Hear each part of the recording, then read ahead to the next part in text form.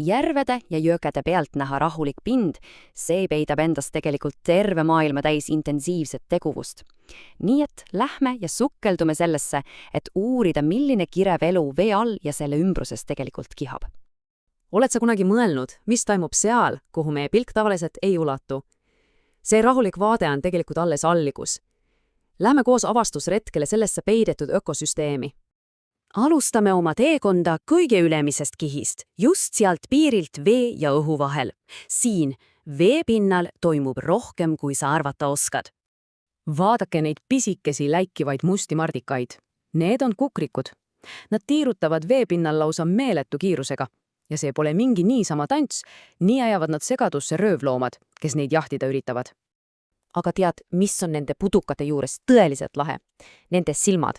Need on sõna otseses mõttes 8 jaotatud.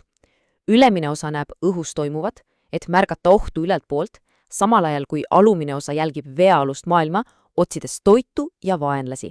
Kujuta ette, milline supervõime. Sukeldume nüüd natuke sügavamale ja kohtume kaladega. Laias laastus saame nad jagada 2 suurde rühma, nende toitumise järgi. Ühel pool on halastamatud kütid, ehitatud kiiruse ja rünnaku jaoks, ja teisel pool rahumeelsed toiduotsijad, kes on kohastunud hoopis teistsuguseks eluks. Siin näemegi seda jaotust. Röövkalad, nagu see haug, on veealused tippkiskjad, leppiskalad, nagu särk, on aga justkui veekogu aitnikud ja koristajad, kes toituvad vaiksemates olenditest ja taimedest. Ja just see tasakaal nende 2 vahel hoiabki kogu järve tervena. Nii, liigume edasi. Laskume nüüd päris järve ja jõe põhja, et kohtuda sealsete elanikega, kes on tõelised meisterdajad ja korravalvurid. Saage tuttavaks, see on Ehmestiivalise Vastne, keda tuntakse ka puruvanana. Ta on maskeerumise ja ehitamise meister.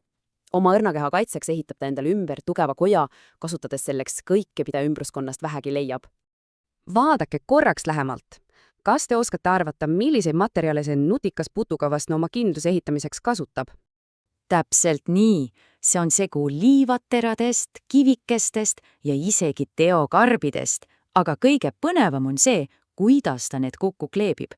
Ta toodab veekindlat siidi, et ehitada endale täiuslik kaitsekilp. Ja kui oht läheneb, tõmbub ta lihtsalt oma kindlusesse peitu. Teine oluline tegelane jõe põhjas on jõevähk. Tema on ööse eluviisiga olend, kes tegutseb siis, kui teised magavad. Ta on justkui õine sanitaar, kes koristab ära kõik lagunevad taime- ja loomajäänused. Ilma temata oleks jõepõhi hoopis teistsugune paik. Elu voolavas joes esitab aga ühe väga erilise väljakutse. Kuidas mitte lasta voolul end kaasa viia? Vaatame, milliseid geeniaalseid nippe on sealsed elanikud välja töötanud. Esimene strateegia on lihtne, aga väga tõhus.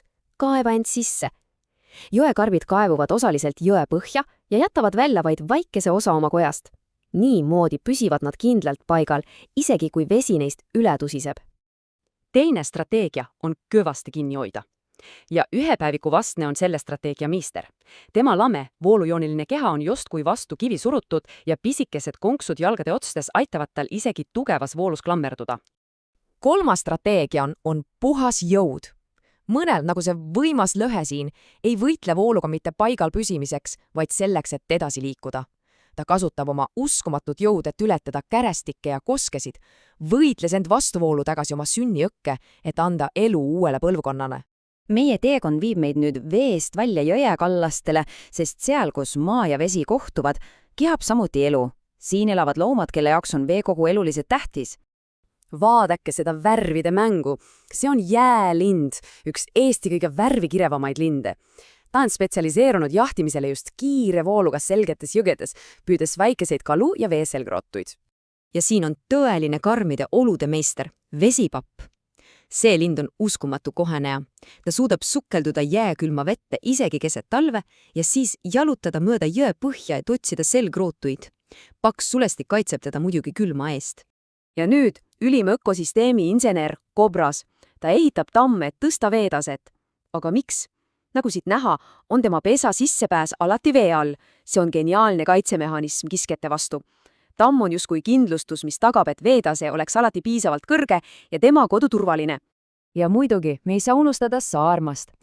Ta on mänguhimuline ja lubus loom, kes armastab talvel kallakutest alla liugu lasta, aga samas on ta ka väga osav kiskja, kes toitub kaladest, vähkidest ja konnadest, hoides nende populatsioonid kontrolli all. Nagu nägime, on iga järv ja jõgi täis peidetud lugusid ja uskumatud eluvorme. Nii et järgmine kord, kui sa jalutad mulle veekogu ääres, mõtle korraks sellele, milline kirev ja keeruline maailm peitub selle vaikse pinna all. Milliseid lugusid võiksid sina avastada?